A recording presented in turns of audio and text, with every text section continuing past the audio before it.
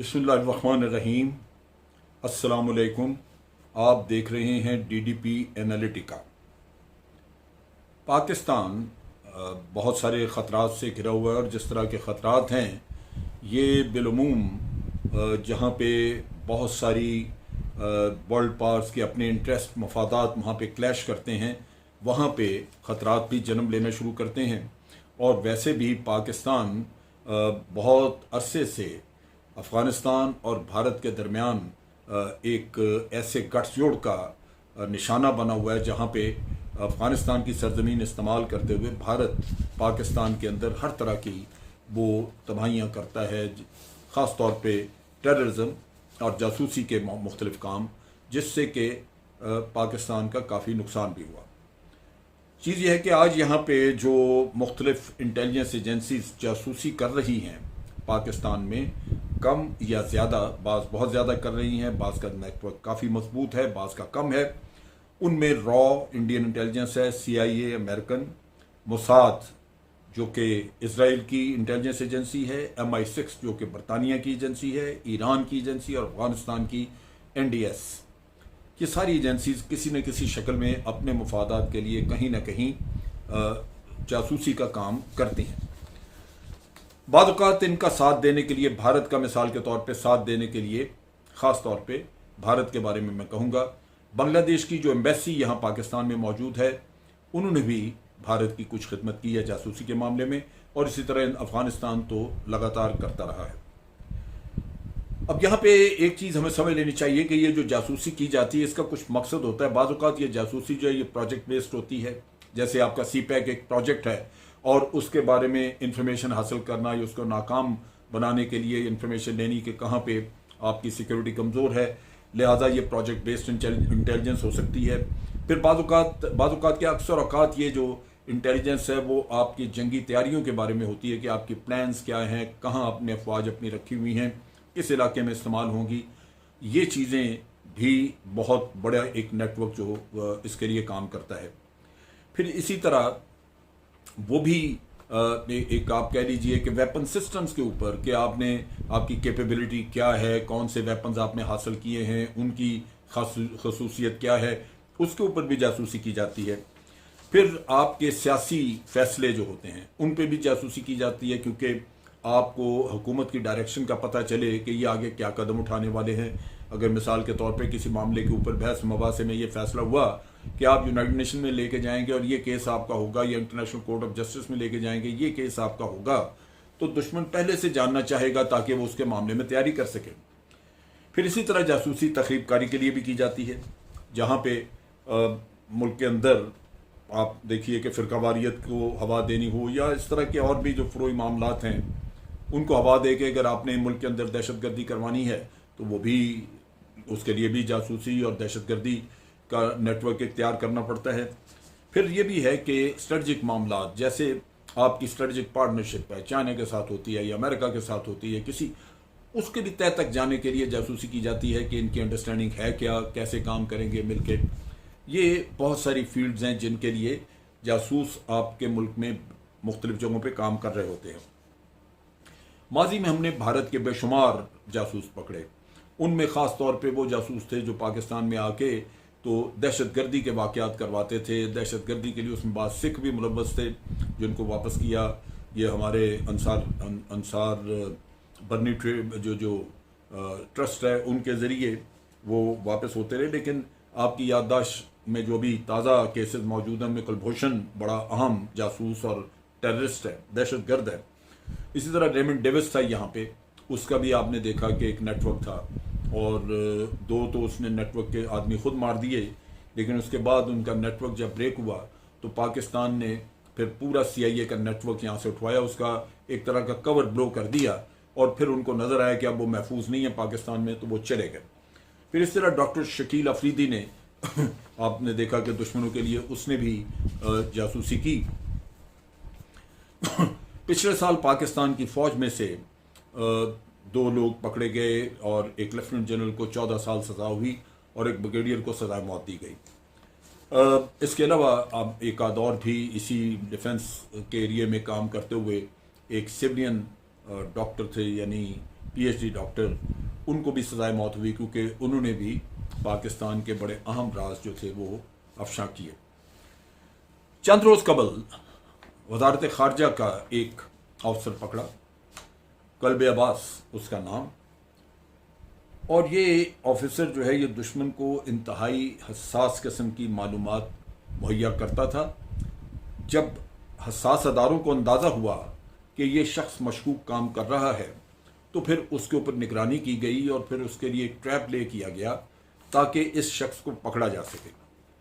लिहाजा उसको उस ट्रैप के ज़रिए कागजात दुश्मन को देते हुए रंगे हाथों पकड़ा और फिर वो उसकी जो इंटेरोगेशन वगैरह हुई उसके बाद वो अब अपने ट्रायल के लिए मुंतज़र है।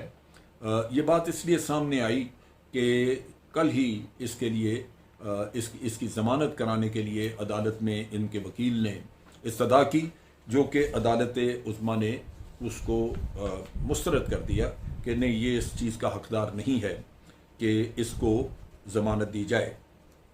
अब चीज़ ये है कि ये आदमी पहुंचा कैसे।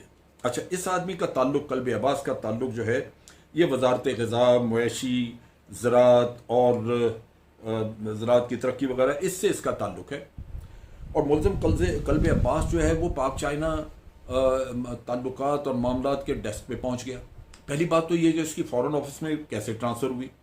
फ़ॉरेन ऑफिस में एक आदमी अपनी अहलियत की बुनियाद पे जाता है, ये कोई आम वजारत नहीं है कि यहाँ पे जिसको जी चाहे आप भेज दें। लेकिन ये शख्स ना सिर्फ वहाँ गया बल्कि एक बड़े अहम डेस्क के ऊपर उसकी ड्यूटी लग गई और उसके बाद ये लगातार वहाँ पे तरक्की करता गया। तरक्की करने की वजह से इसकी रसाई काफ़ी अहम चीज़ों तक पहुँची और ये फिर गैर मुल्की सफारतकारों और इंटेलिजेंस एजेंसीज़ के दस्तावेज़ात वगैरह जो हैं वो गैर मुल्कियों को फराहम करता रहा। ये इंतहाई ख़तरनाक बात है। हसास अदारों ने भारसूरत इसको पकड़ा और इसके पकड़ने के लिए काफ़ी मेहनत की गई।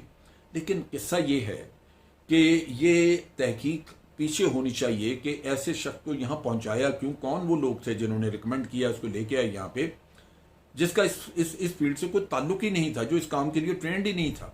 वो आया यहाँ पे सिर्फ इसी जासूसी के लिए, और वो कौन लोग हैं जिन्होंने यहाँ भिजवाया।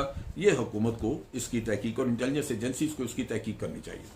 दूसरी बात यह है कि हमारा कायदा ये है कि जो वतन फरोश हो, जो वतन के राज बाहर बेचे, उसका इस मुल्क के अंदर जिंदा रहने का कोई हक नहीं है। मेरी अपनी सोच ये कहती है कि उम्मीद है कि इस आदमी का जो ट्रायल किया जाएगा उसमें उसको सजाए मौत दी जाएगी। हमने अपने आर्मी के ब्रिगेडियर को, जिसके ऊपर इल्ज़ाम था, उसको सजाए मौत दी। तो सजाए मौत से कम अज़ कम कुछ नहीं तो थोड़ा सा तो खौफ पैदा होता है कि वतन के साथ गद्दारी जो है वो उसकी सज़ा बहुत बड़ी है।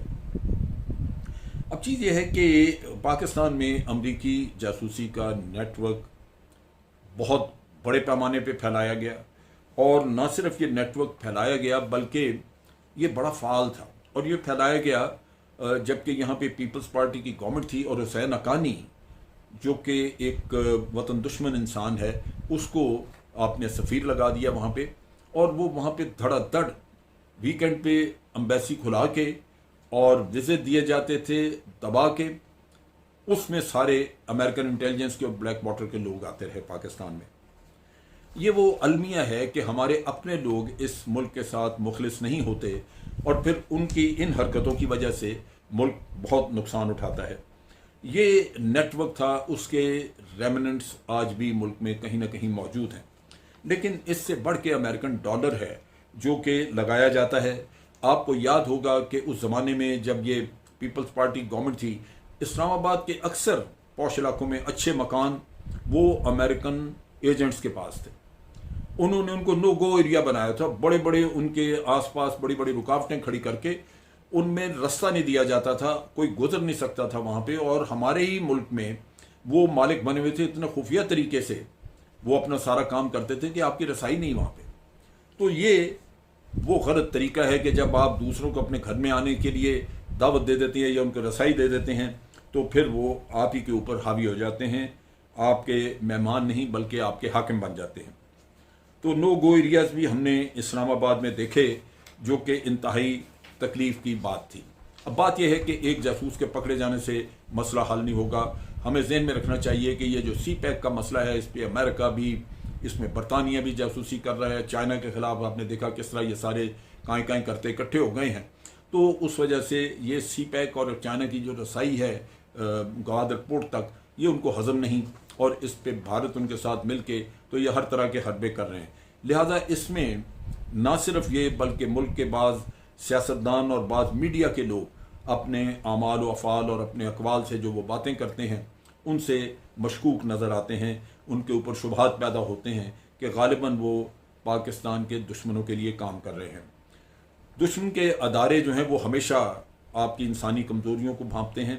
उनमें जो कमज़ोरियाँ हैं, ख़ास तौर पे पैसे की लालच किसी को हो, किसी को औरत की लालच हो, किसी को शराब की लत हो, ये वो चीज़ें हैं जो कि वो करते हैं, और जो अमूमन इन कमज़ोरियों वाले लोगों को वो ट्रैप कर लेते हैं और उनसे काम लेते हैं। इसी तरह आजकल जो बड़ा पॉपुलर एक तरीका है वो हनी ट्रैप का है। मैं ये चीज़ इसलिए बता रहा हूँ कि हमारे नौजवान जो हैं वो मोहतात रहें, क्योंकि हनी ट्रैप में अक्सर औकात वो ये होता है कि है तो आदमी दुश्मन का, लेकिन सोशल मीडिया पे वो आपसे दोस्ती करता है एक लड़की बन के, और किसी लड़की की बड़ी खूबसूरत तस्वीरें वगैरह लगा देता है, डिस्प्ले करता है, जिससे कि ये ख्याल पैदा होता है कि शायद वो लड़की है जिससे बातचीत की जा रही है, जिससे दोस्ती बढ़ाई जा रही है, और वो बड़े रिश्ता नाता बन जाता है, और फिर उसके ज़रिए वो बहुत सारा कुछ उगलवाते हैं। ये वो चीज़ है जो आजकल बड़ी पॉपुलर है और जिसके ज़रिए मुख्तलिफ मुल्क जो हैं वो राज उगलवा रहे हैं।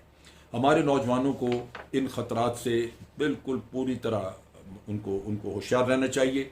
ये जहन में रखना चाहिए कि मुल्क है तो हम हैं, इस मुल्क के साथ वफ़ादारी, उसकी कोई कीमत नहीं। ये इस मुल्क का शहरी होना ही आपके लिए सबसे बड़ा इनाम है, और यही वो इनाम है जिसके बदले आपने वफ़ादारी करनी है। अगर इस मुल्क के शहरी हो के हम इस मुल्क का दिफा नहीं कर सकते, इसके जो इसके दुश्मन हैं उनको कैफरे किरदार तक नहीं पहुंचा सकते, तो फिर हमारी खैर खाई बेकार है। हमें फिर सोचना चाहिए अपने बारे में कि क्या हम हकदार हैं इस मुल्क के या नहीं। ये कल्बे अब्बास जिसने माँ जैसे मुल्क को बेचा, इस शख्स के साथ कोई रियायत नहीं होनी चाहिए। लेकिन इसके बाद भी अगर कोई ऐसा शख्स पकड़ा जाए जो अपने मादरे वतन के साथ बेवफाई करे, तो उसके साथ भी यही सलूक होना चाहिए जो कि सज़ाए मौत होती है। आज के लिए इतना ही। अफ़वाज पाकिस्तान जिंदाबाद, पाकिस्तान पाइंदाबाद।